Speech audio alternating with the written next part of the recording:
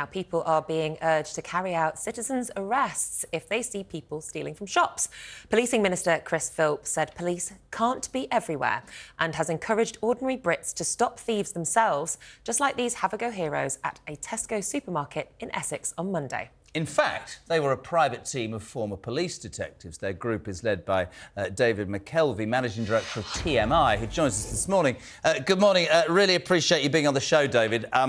So much response already to this, and even I was like, did a government minister really say that? Chris Philp said, and I quote, "We haven't got enough police patently. It's down to the British public to maybe try and apprehend a shoplifter." Your response to that on Talk Today, please?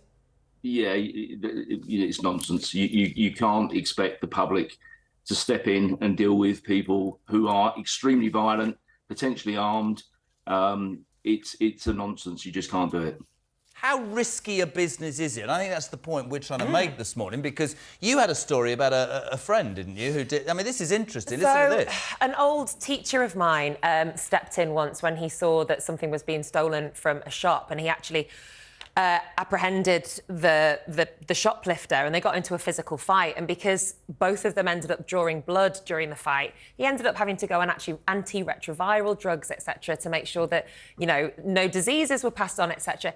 And those kind of things could be really damaging to his health. And for a few days, he was very poorly. And that's just because he wanted to do his duty as you know, a good citizen. Why on earth should people be encouraged? I mean, he did what he wanted to do, but why would a minister back this kind of behaviour? For me, unless someone's life is in danger, don't be a hero.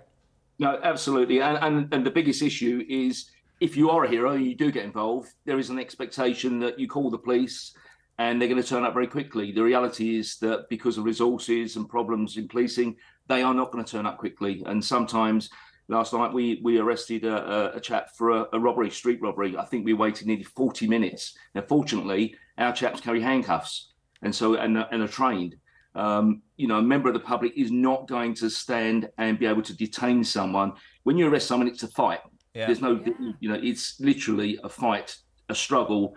And if you're trained and you've got handcuffs, hopefully you will overcome that person. In a situation where you're fighting someone for 30, 40 minutes, it's not going to happen. A member of the public is going to get hurt. You just can't do it. And actually, as the thing about it, isn't it encouraging vigilante groups? Yesterday we talked about the Blade Runners who are, you know, attacking those cameras. We don't condone that at all. In fact, that's breaking the law. But what a government minister is saying, and I'm really strong on this, sorry, is, oh, by the way, we haven't got enough police, so you lot just go and do it. And by the way, the other point I'm trying to make, apart from injury, is we live in such a completely, I think, warped society. There'll be odds on if you do something, the victim will get away with it and you'll end up being prosecuted.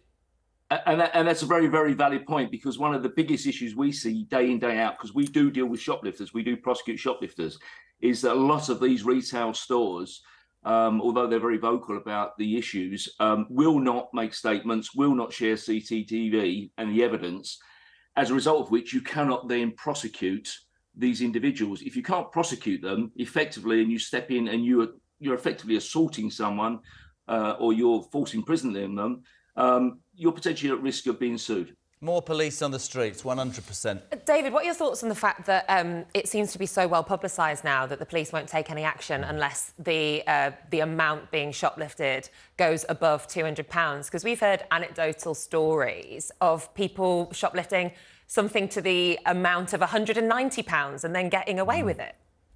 Happens every day. We see it every single day. As I say, the chaps who are involved in this particular arrest were members of my prolific crimes team. They go out every single day. They catch and convict shoplifters every single day. And we have to have that £200 limit as well, because it's a summary-only offence. It's a ridiculous piece of legislation. All of the shoplifters know that they can steal up to £200.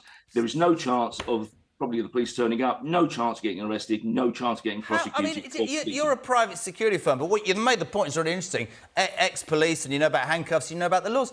What does it say about our society when it's known that you can nick up to 200 quid's worth of stuff and get away with it? I don't care about people throwing the cost of living crisis at me. I'm not having that debate. I'm having a debate which says that just sends a message, break the bleeding law, doesn't it? I mean, it does.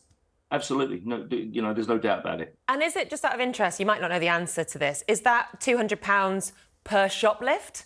Or Over a week. Or is it over the course of a week? Like, how are they quantifying this?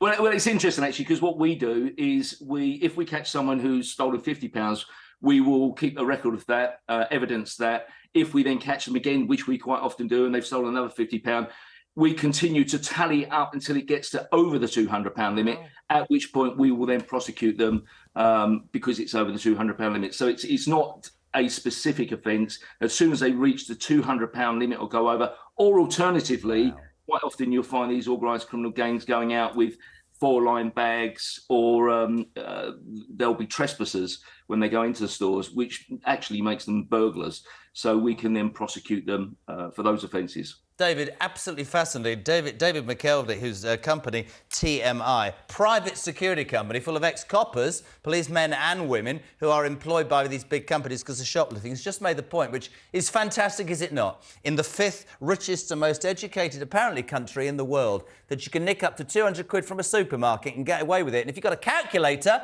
you can steal £199.99, and David and his mob can't do anything, right, until you do that. David, thank you very much indeed. Before